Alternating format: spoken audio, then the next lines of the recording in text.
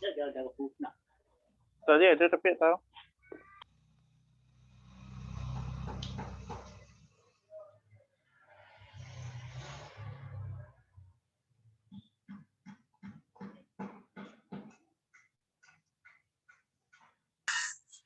Udah mulai lagi, Adit. Udah bisa kita mulai nih. Hah? Udah kita bisa mulai. Udah bisa mulai ini. Udah. Udah direkod kok. Bismillahirrahmanirrahim. Assalamualaikum warahmatullahi wabarakatuh. Waalaikumsalam warahmatullahi wabarakatuh. Alhamdulillahilladzi hadana li hadza wa ma kunna linahtadiya laula an hadanallah.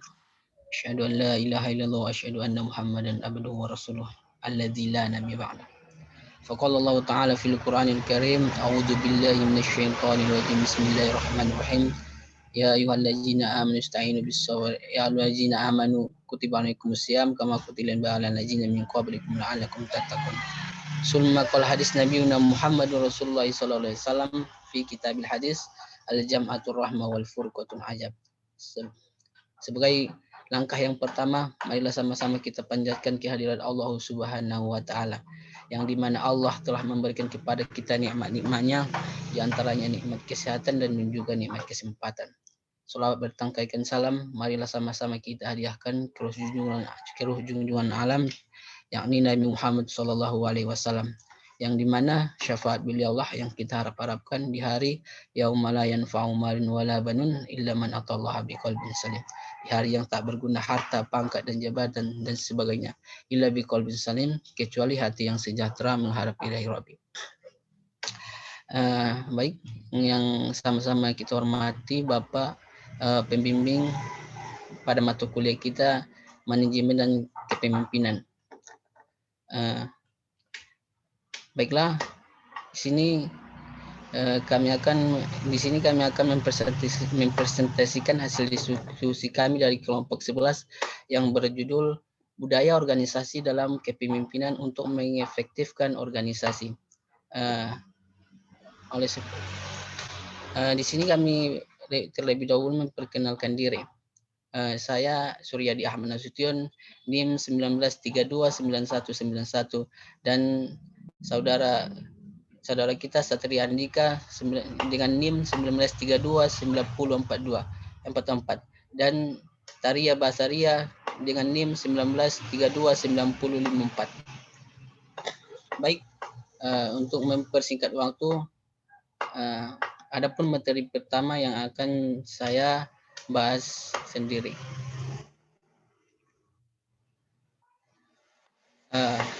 Materi pertama adalah pengertian budaya organisasi. Adapun sumber utama terciptanya budaya organisasi, asumsi dasar keyakinan dan nilai-nilai para pemimpin. Sebab itu kepemimpinan sangat berpengaruh dalam proses pembentukan budaya organisasi. Budaya organisasi terbentuk karena proses belajar dari pengalaman selama berinteraksi dalam sebuah organisasi. Adanya nilai-nilai atau keyakinan baru yang dibawa masuk oleh pendatang. Yang kedua ialah tujuan dan manfaat mempelajari budaya organisasi. Tujuan dan sasaran akhir memahami budaya organisasi adalah agar kita mampu mengendalikan dan mengarahkan organisasi secara gemilang mencapai tujuan yang telah ditetapkan oleh manajemen. Tujuan suatu organisasi dapat dicapai dengan efektif dan efisien apabila pemimpin mampu memahami budaya organisasi tersebut. Oleh karena itu, mempelajari budaya organisasi memiliki tujuan dan manfaat secara khusus sebagai berikut. Yang pertama ialah memahami karakteristik budaya organisasi. Seorang manajer atau pemimpin harus memahami terlebih dahulu secara benar budaya organisasi yang akan atau sedang dikelolanya. Yang kedua ialah memungkinkan untuk menentukan gaya kepemimpinan yang ideal dengan memahami secara lebih efektif karakter budaya sebuah organisasi. Maka seorang manajer dapat lebih mudah dalam membentuk langkah yang sangat strategis, yaitu menentukan gaya kepemimpinan. Yang seterusnya ialah menciptakan GCG. Adapun GCG adalah asas penyelenggaraan budaya organisasi modern meliputi transparansi ataupun keterbukaan, kejujuran, adanya unsur keadilan dan kesetaraan hak dan kewajiban pada semua pihak, dan pertanggungjawaban sosial, dan seterusnya objektif dan social employment. Yang keempat ialah mencapai tujuan yang telah ditetapkan organisasi. Budaya sebagai sebuah konsep telah lama dikenal. Penggunaan istilah budaya dimulai sejak perjalanan sejarah umat manusia itu sendiri. Sejak adanya sistem sosial kemasyarakatan, budaya telah ada dan membantu masyarakat dalam menghadapi ketidakpastian dan ambigu untuk mempertahankan eksistensi manusia itu sendiri. Budaya berkembang secara natural ketika sekelompok orang terbentuk. Untuk menggambarkan presentasi seorang yang begitu yang begitu hebat dan dikagumi, sering dinyatakan orang tersebut sebagai orang yang sangat hebat ataupun orang yang sangat berbudaya. Sebaliknya, tindakan-tindakan seorang yang merugikan orang lain atau lingkungan sekitarnya dan amoral akan dikatakan sebagai tindakan yang tidak berbudaya. Budaya telah lama digunakan para antropolog untuk menggunakan kebiasaan, tradisi, ataupun ritual yang dilakukan masyarakat sepanjang perjalanan peradabannya. Namun demikian, beberapa dekade terakhir, istilah budaya mulai digunakan para peneliti organisasi dan manajer untuk mengindikasikan iklim dan praktek pengelolaan sumber daya manusia ataupun SDM. Keyakinan nilai-nilai dasar, visi dan misi organisasi dan konteks ini seorang manajer akan berusaha membangun budaya organisasi yang paling konduktif untuk menghantarkan tujuan organisasi. Mulai awal tahun 1970, para ahli dan praktisi manajemen mulai menyadari bahwa budaya organisasi memegang peran yang sangat penting dalam menentukan perilaku, sikap dan nilai-nilai atau kepercayaan yang berkaitan dengan organisasi tempat bekerja. Hal ini ditandai dengan tulisan dua buku teori Z oleh William Oak dan In Search of Excellence oleh Thomas Peter dan Robert Waterman Junior, yang mana kedua buku tersebut mulai mengungkapkan pentingnya peran budaya dalam organisasi. Yang seterusnya yang ketiga ialah definisi budaya organisasi. Menurut Colquitt pada tahun 2009, sampai saat ini telah berhasil diidentifikasikan dari 10 definisi tentang budaya organisasi ini. Definisi budaya organisasi sangat beragam, dari yang bersifat secara umum, yang mendefinisikan hanya sebagai the way we do this our hair, sampai dengan definisi yang sangat khusus dan rumit. Para ahli sosiologi mempelajari budaya dengan menggunakan kacamata yang lebih luas dan dengan metode antropologis seperti dalam penelitian budaya suku-suku dan peradabannya.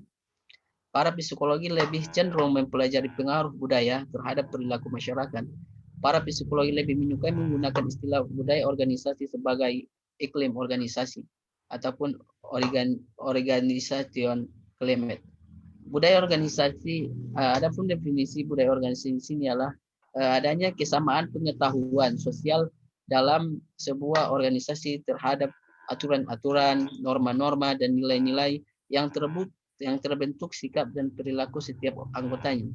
Definisi ini memberikan beberapa deskripsi atau gambaran penting mengenai budaya organisasi. Yang pertama ialah budaya organisasi merupakan sebuah kesepakatan bersama semua anggotanya. Para pegawai akan berusaha mempelajari aspek-aspek terpenting budaya organisasi dari pegawai lainnya. Yang kedua ialah budaya organisasi dapat dijadikan sebagai pedoman bagi para anggotanya mengenai aturan-aturan, norma-norma, dan nilai-nilai yang berlaku di dalam organisasi tersebut. Dengan adanya pemahaman terhadap pedoman-pedoman tersebut akan memungkinkan para anggotanya untuk menyesuaikan diri terhadap budaya organisasi yang ada. Yang ketiga ialah budaya organisasi memaksa dan membentuk sikap dan perilaku tertentu, sebuah sistem kontrol terhadap para anggotanya. Yang budaya dan kepemimpinan adalah dua sisi mata uang dalam berbentuk budaya ketika membentuk organisasi. Kesimpulan penting dari pembahasan di atas adalah jika seorang pemimpin tidak mengenali budaya organisasinya, maka dia akan dikuasai oleh budaya bukunya. Dia yang menguasai bukunya yang akan menguasainya. Memahami budaya organisasi penting bagi semua orang, tapi akan lebih penting bagi para pemimpin untuk memimpin organisasinya sendiri.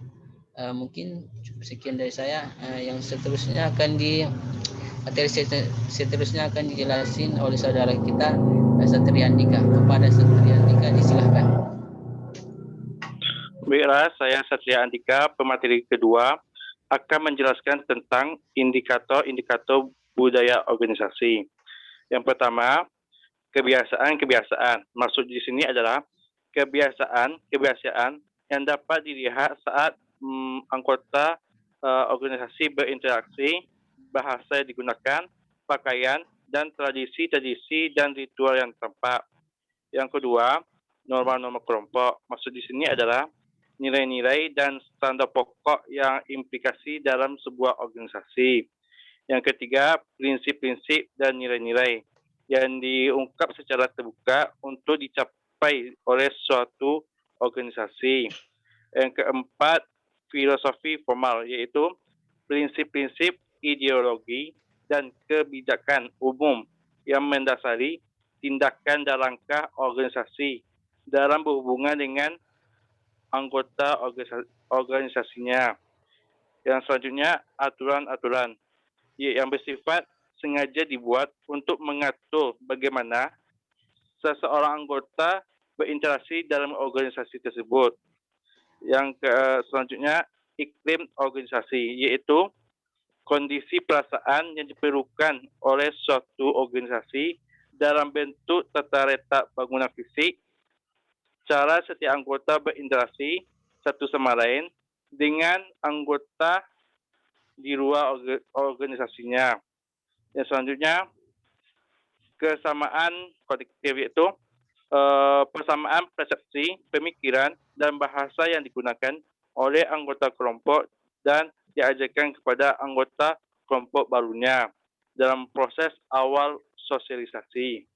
Yang selanjutnya, saling pengertian. Di sini maksudnya adalah adanya saling pengertian yang mendalam yang timbul karena diciptakan oleh anggota kelompok pada saat anggota berinteraksi antara anggota yang satu dengan lainnya.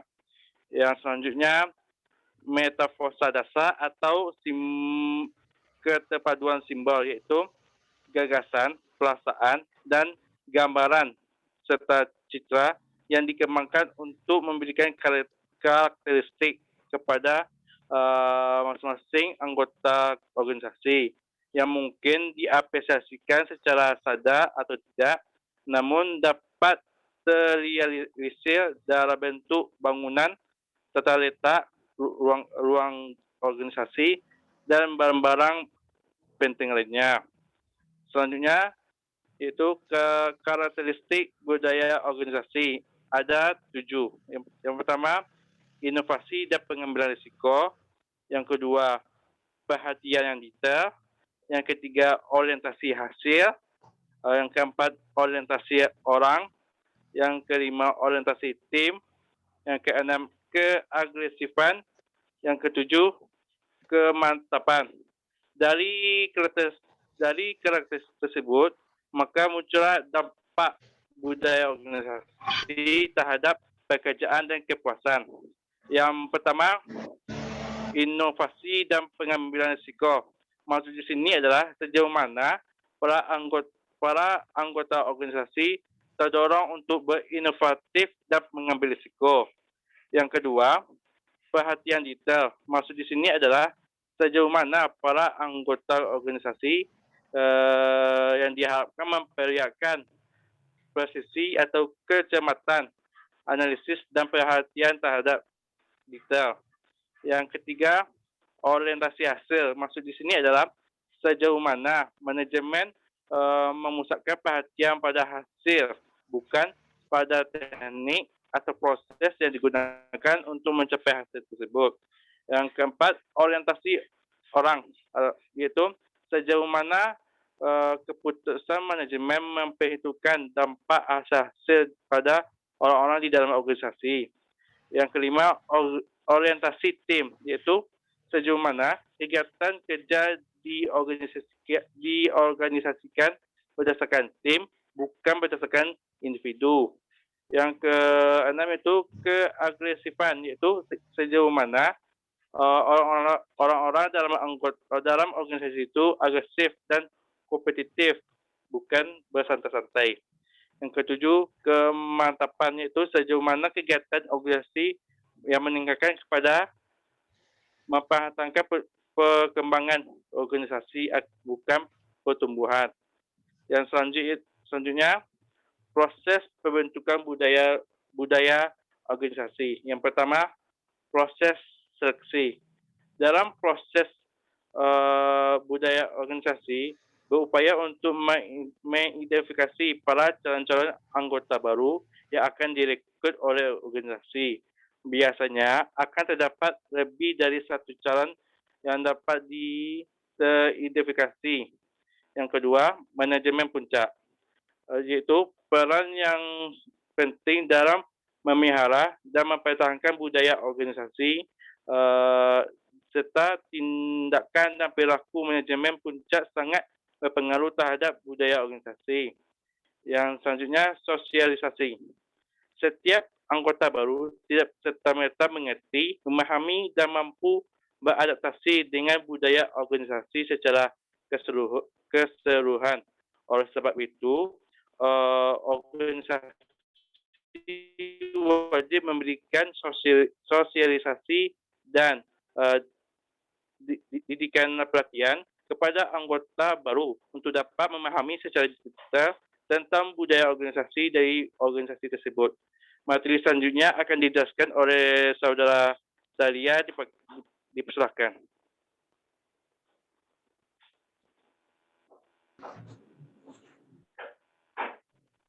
Baik, saya pemateri ketiga akan menjelaskan tentang kepemimpinan dalam organisasi. Pengertian kepemimpinan. Kepemimpinan yang dalam bahasa Inggris disebut leadership, yang berarti memimpin, menggiring, atau mengarahkan. Pentingnya peranan pemimpin dalam sebuah organisasi, yaitu seorang pemimpin mampu merubah keadaan dan membuat segala sesuatu menjadi terwujud. Pemimpin adalah individu yang mampu mempengaruhi anggota, sedangkan kepemimpinan adalah sifat penerapan pengaruh oleh seseorang, anggota kelompok atau organisasi terhadap anggota lainnya, guna mendorong kelompok atau organisasi mencapai tujuan-tujuannya.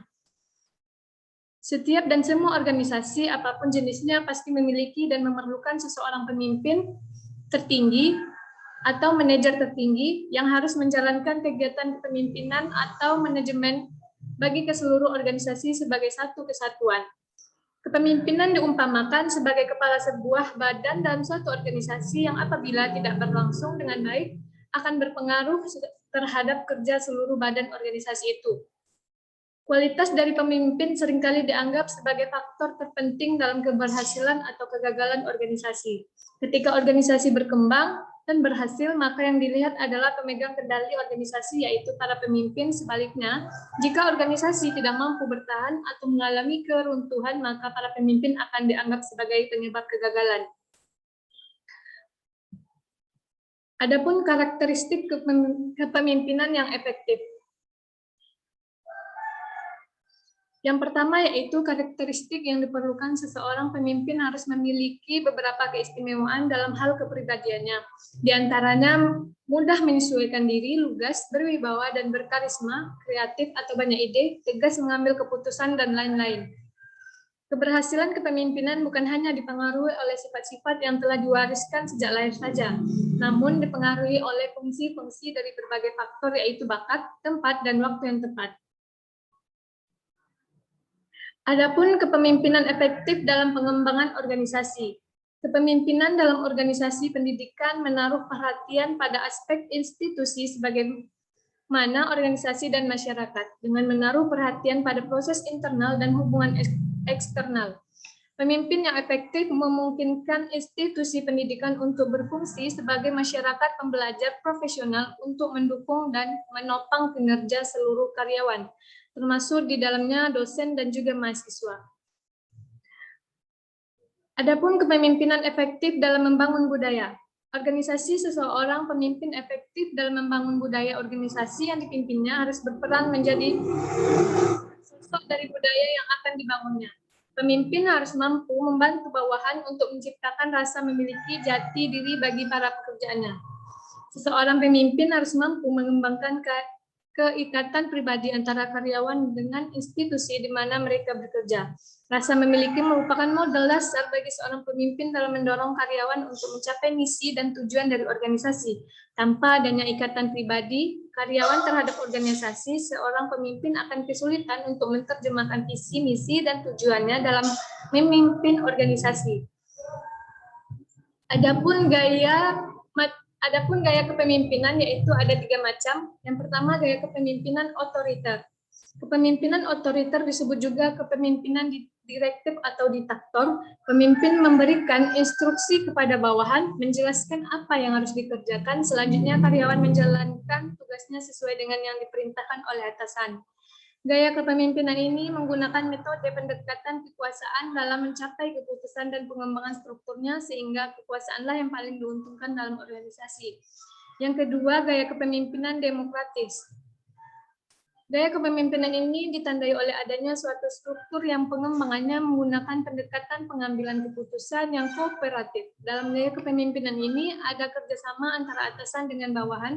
Di bawah kepemimpinan demokratis, bawahan cenderung bermoral tinggi, dapat bekerja sama, mengutamakan mutu kerja, dan dapat mengarahkan diri sendiri. Yang ketiga, gaya kepemimpinan bebas. Gaya kepemimpinan ini memberikan kekuasaan penuh pada bawahan, struktur organisasi bersifat longgar, pemimpin bersifat pasif. Peran utama pemimpin adalah menyediakan materi pendukung dan berpartisipasi jika diminta bawahan. Selanjutnya, etika dan kepemimpinan. Dalam suatu organisasi, kepemimpinan harus didasarkan pada prinsip beretika. Kepemimpinan beretika mempengaruhi perilaku dan tindakan pemimpin karena adanya batasan dari prinsip etika. Penerapan prinsip beretika berlaku untuk anggota sehingga dibutuhkan kesamaan persepsi dalam organisasi yang berfungsi sebagai alat pengawasan organisasi yang dapat mempengaruhi tumbuhnya kepemimpinan beretika dari seseorang pemimpin dalam suatu organisasi, yakni integritas perilaku, moral, dan jarak sosial.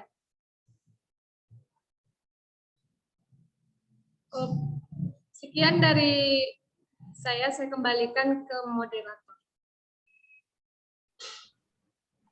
Baik, terima kasih pada rekan-rekan yang sudah menjelaskan materinya masing-masing. Baiklah, itulah hasil diskusi dari kelompok 11. Apabila ada kesalahan ataupun kekurangan, di sini kami terlebih dahulu meminta maaf. Wabillahi taufiq wal hidayah. Assalamualaikum warahmatullahi wabarakatuh. Waalaikumsalam warahmatullahi wabarakatuh. Berapa menit, Tari? Berapa? Gak dengar.